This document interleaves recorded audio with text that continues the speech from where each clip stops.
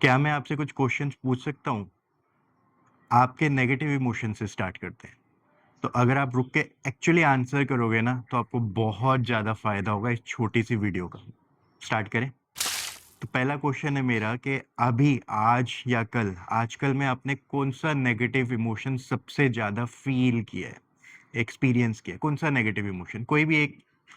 आप एक बार पॉज़ करो, एक्चुअली रुक के आंसर करो, कोई भी एक negative emotion. It can be anger हो सकता है, फ्रस्ट्रेशन हो सकता है, हर्ट हो सकता है, ओवरवेलम्ड हो सकता है, कुछ भी हो सकता है, मुझे नहीं पता।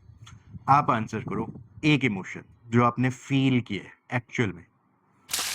अब नेक्स्ट स्टेप में क्या करना है आपको, इसकी ना परसेंटेज बतानी है, इंटेंसिटी कितना ज़्यादा आपने फ़ील किया है। आपने एंगर 10% फ़ील किया है, आपने एंगर 20% फ़ील किया है, आपने एंगर 50% फ़ील किया है, आपने एंगर 100% फ़ील किया है। इंटेंसिटी क्या है? ठीक है? तो एक नंबर दे दो, पॉज़ करो, एक नंबर दो कि हाँ, मैंने ये इमोशन इतना परसेंट फ़ील किया है। अब जो मैं बोल रहा हूँ ना, ये हमारे प्रोग्राम का मेन की पॉइंट है। क्या है? कि हम बेनिफिट्स देखते हैं इस इमोशन का। अभी तक क्या होता है, आम बंदा जो है वो इमोशन में रैबिट होल में चले जाता है। पता नहीं कब निकलेगा, कौन उसको डिस्ट्रैक्ट करेगा इस ट्रांस में से। लेकिन हम जानबूझ के अपने से ही क्वेश्चन पूछते हैं, मुझे नेगेटिव फील हुआ इस इंटेंसिटी का, इसका कुछ बेनिफिट हुआ होगा।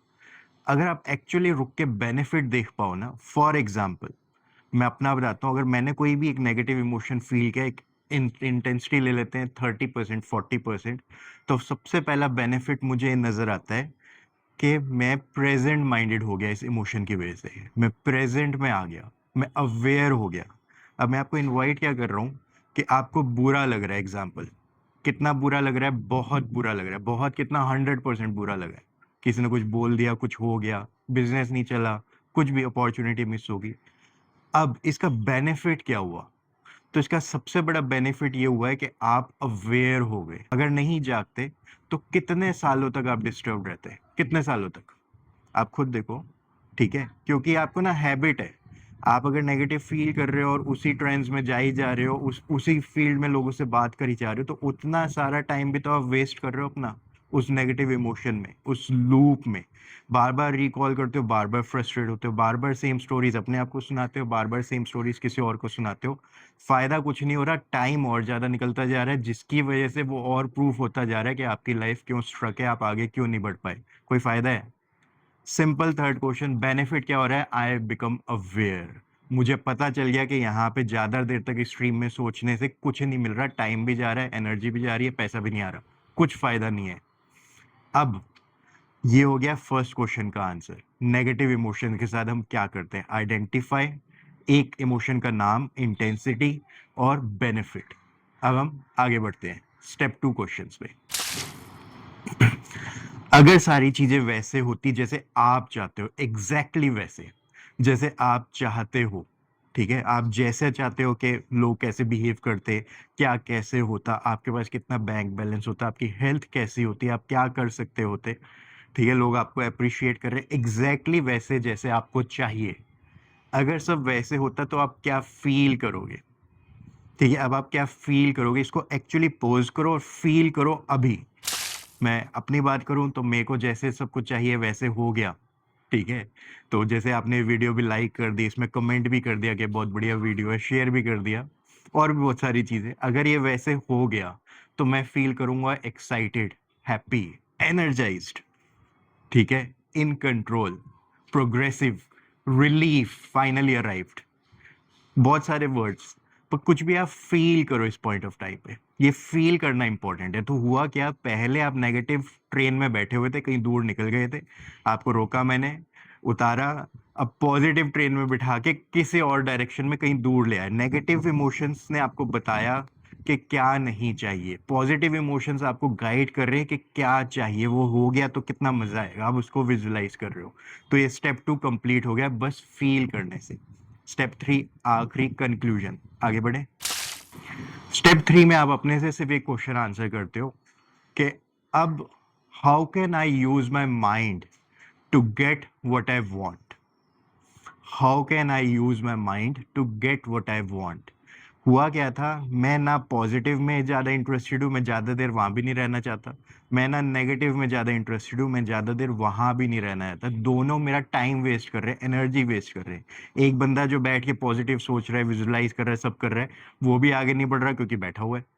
एक बंदा जो नेगेटिव सोच रहा है, वो भी आगे नहीं बढ़ रहा क्योंकि बैठा हुआ है। ठीक है, दोनों ही कहानियों में फंसे हुए हैं। लेकिन जब मैं इन दोनों को इवैल्यूएट करके क्लियर होके इनके बेनिफिट्स लेके, नेगेटिव ने बताया क्या नहीं चाहिए, पॉजिटिव ने बताया क्या चाहिए, जब मैं क्लैरिफाई कर चुका हूँ, अब मैं अपने से पूछ रहा हूँ, how can I use my mind to get what I want? How can I get what I want? How can I get what I want? मैं माइंड से अपने सिंपल सा क्वेश्चन पूछ रहा हूँ, तो अब मैं कर क्या सकता हूँ? पॉजिटिव नेगेटिव को इवैल्यूएट करने का फायदा ये हुआ कि मैं कहीं सेंटर में आ गया हूँ, मैं इमोशनली चार्ज नहीं हूँ, ना नेगेटिव से ना पॉजिटिव से।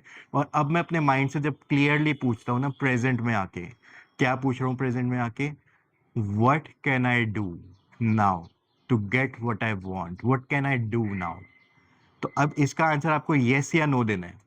क्या मेरा माइंड मुझे आंसर्स दे रहा है, सजेस्ट कर रहा है या नहीं कर रहा?